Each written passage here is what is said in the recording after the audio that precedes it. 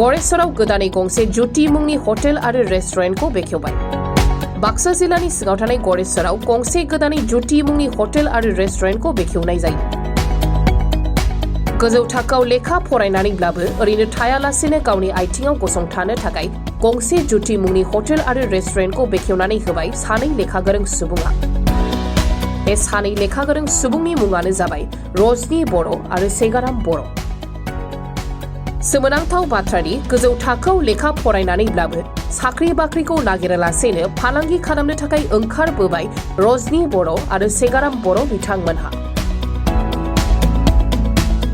बे जुटि मुंनि हटेल आरो रेस्टुरेन्टखौ बेखेवनानै होयो गरेसर गोजौसिन फरायसालिनि आजिरा मोननाय गोरायुं महिदुर बर' बिथाङा। बे जुटि मुंनि हटेल आरो रेस्टुरेन्टआव नोंथाङा नागिरनाय बायदि मोनजागोन गोबां रोखोमनि जाग्रा जेरै अनलाजों दाउ, नारजिजों अमा, सबायजों दाउजों, सबाय अमा, आलु मटर अमा, अनला दाउ, दुन्दिया दाउ, मटर दाउ, आलु दाउ,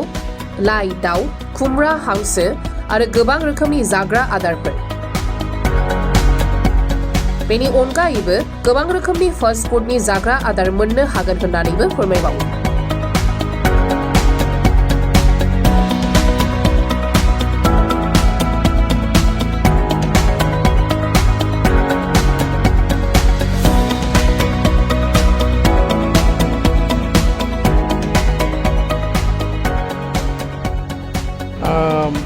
आङो बे गोदानै बेखेवनाय हटेल जुटि हटेल आरो रेस्टुरेन्ट बेनि बिगोमा रजनि बर' आरो ओमफ्राय सेगा बर'खौ गिबि गिबियावनो आङो साबायखर होदों। मानोना बिथांमोना दासिमबो साख्रि बाख्रि मोनाखै आरो साख्रि बाख्रि मोनै हिसाबैहा हटेल जेनिखि उद्योग बे उद्योगनि गेजेरजों गावसोरनि जायनाखि जिउ खुंनायनि लामा बे लामाखौ दिहुननो नाजादों। बे जोबोर साबायखर होथावना आरो बाख्नायथावना आरो आसा फारिदों बे हटेलनि गेजेरजोंहा जोंनि गरेसर ओनसोलावहा जिहेथु मोजां जानायनि जेनाखि खाबु बे खाबुखौ होनो हागोन होननानै आं सानदों। बेनि बादैबो गुबुन गुबुन बेबायदिनो सोरबा गोजाननिफ्राय फैबाथाय मोजां जाहाथे लोंनायनि बेब'स्थाखौ खालामनो हायो, जाहोनायनि बेब'स्थाखौ खालामनो हायो।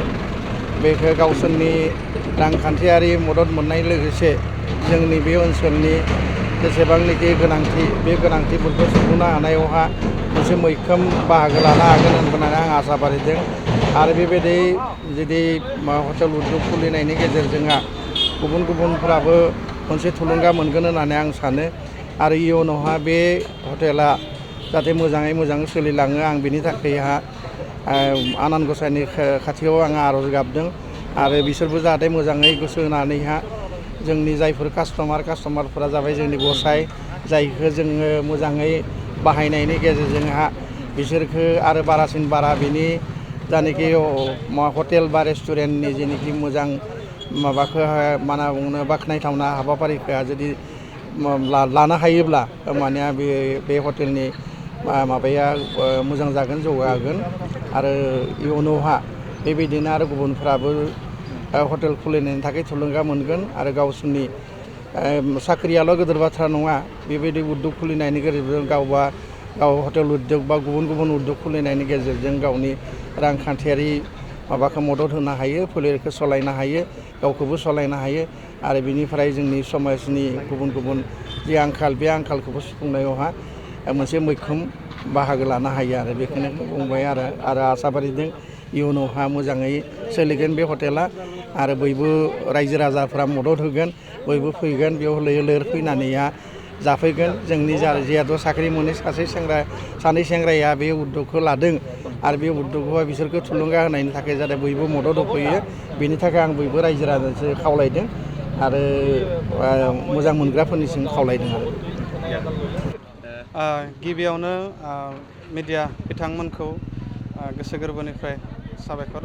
बावहरनाय जाबाय जे बेयाव जे फैनानै जोंनि बे हटेलखौ बेबायदि रिपर्ट लाफैनायनि थाखाय। जोंनि बे गरेसर बाक्सा डिस्ट्रिक्टनि बे गरेसराव जों मोनसे गोदानै जुटि हटेल एन्ड रेस्टुरेन्ट होननाय मोनसे खुलिदों। बेवहाय आंनिनो लोगो नै रजनी बर' जों सानैबो मास्टार डिग्री खालामखांनानै MA पास खालामनानै जे जों साखरि बाखरिखौल' सानना थायालासिनो जों बेबायदि गरेस्वराव मोनसे बिजनेसजोंबो जे मानसि जानो हायो आरो लोगोसेनो जोङो हटेल खुलिनानै बे खाथि खालानि बा गुबुन मानसिफोरखौबो जोङो जोंनि बे हटेलाव एमप्लय हिसाबै जोङो बिसोरखौ एंगेज खालामना लानाय हिसाबै जोङो हटेलखौ खुलिनो लानाय जादों आरो बेवहाय जोंहा बर'निनो स्पेसियेल बर'नि माने जोंहा स्पेसियेल फुड माबाफोरा आइटेम्सफोरा थाजोबगोन जे बेवहाय जेरै दाउ सावनाय आरो बे माटका साय आरो अनला थाइगिर ना बेफोरबायदि मोजां जोंहा ट्रेडिसनेल फुड आइटेम्सफोरा थागोन आरो जों हानायमानि सानैबो माने मोजांनिख्रुइ मोजां माने खायद'खौ होनो होननानै जों थांखि लादों आरो लोगोसेनो जों स्मकि फ्लेभार मिट बेखौबो जों लाफानाय जादों जों गरेस्वराव जिबायदि हटेलफोर दङ बेफोरनिख्रुइ जों एसेबाबो डिफारेन्टखौ खालामगोन आरो जोङो बुंनाय बायदि जायो जे बहुद सिगांनिफ्रायनो बेखौ साननानै दङमोन जे गरेस्वराव बेबायदि मोनसे हटेलनि गोनांथि जादों जों बहुद अनुभब खालामबोदोंमोन आरो जे आलासि फैबा माबा गोजाननिफ्राय मानसि फैबा जों जाहोनो हानाय मोजां हटेल फेसिलिटि जोंहा गैयामोन मालाबा जोंनो बिदि फेस खालामोमोन आरो जोंनि लोगोफोरखौ जों जाहोनो हायामोन मोजां जों बहुद जायगा गिदिंबाय जों गुवाहाटि इउनिभारसिटियाव फरायनाय क'क्राझार इउनिभारसिटिनि बिथाङाबो फरायनाय MA फरायनाय जोङो बेफोराव नुनानै बहुत मोजां हटेलफोरखौ नुयो साफा डिसिप्लिन एकदम स्टेन्डार्ड हटेल आरो जि आइटेम नांगौ मोनजोबनाय हटेलफोरखौ नुयो दा जोंनि गरेस्वराव बेफोरबायदि गैया दा बेनिखाय जों सानबाय मा जे बेफोरबायदि हटेल जों गंसे खुलिनानै होनो हायोब्ला जों सानैया निस्सय जोंहा गरेस्वरनि मानसिफ्राबो आलासि लाना फैबा माबा गोजाननिफ्राय मानसि फैबा बेवहाय जाहोनो हागोन मागोन मोजां फेसिलिटिनि हटेलखौ मोनगोन हिसाबै जों थांखि लानानै जों खुलिबाय साखरि बाख्रिखौल' सानना थायालासिनो बेफोरखौ जों सानबाय आरो जोङो बे दानि बुंनाय बायदिनो आङो खाथि खालानि मानसिफोरखौ जों एमप्लय हिसाबैबो लाबाय बिसोरखौबो एंगेज खालामना दोनबाय जोंनि हटेलावनो बेबायदि थांखियै जोङो हटेलखौ खुलिनो लानाय जादों आरो दा हिसाबै नोंथांमोननि स्पेसियेलि जिहेतु खाना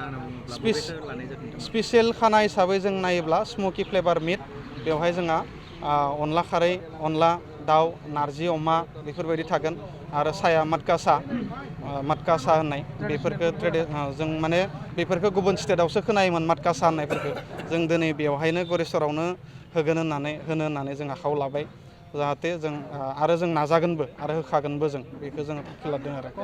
क्वालिटि फुड आइटेम्सखौ होगोन आरो जों जे नारजि अमा बेफोरबायदि थागोन आरो जोंहा बे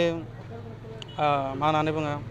खुसिया थागोन बोथोरनि मैगंफोर थागोन जेरै थाइगिरदो ना जेरैहाय जोङो पालें थागोन पालेंदो ना बेफोरबायदि थागोन सबाय अमा बेदर सबाय दाउ बेफोरबायदि फुरा लकेल आरो माने ट्रेडिसनेल फुड आइटेम्सफोरजोंनो बेफोर थाजोबगोन आरो जेनेबा जाय बिथांमोना जाग्रा बिथांनि जे जानायनि जे गोसो बायदि मोनजागोन कास्टमारा बायगिरिफ्रा जागिरि बिथांमोना माने जिबायदि नागिरो बेबायदि फुडखौ मोनजोबगोन आरो बोथोरनि मैगंफोरखौ बोथोरनि मोनगोन आरो बे जाबायदि मैगं दा सोलिबाय दं बोथोराव बेफोरखौ मोनगोन जों बेफोरखौ लाखिजोबगोन आरो स्पेसियेलि जोंहा बे हिसाबैनो माटका साखौ लादो बेनिफ्राय आरो स्मकि फ्लेभार मिट लादो आरो जाहाथे बे स्मकि माबा फैनाय आरो फ्लेभार फैनाय आरो बेखौ लादो आरो जों नोंथांमोना बेहाय फास्ट फुड आइटेम लादो प्रथमावनो जोङो बे जानाय ओंखाम थाबाय आरो लोगोसेनो जोंहा फास्ट फुड थाबाय बाखि बे चावमिनफ्रा थाबाय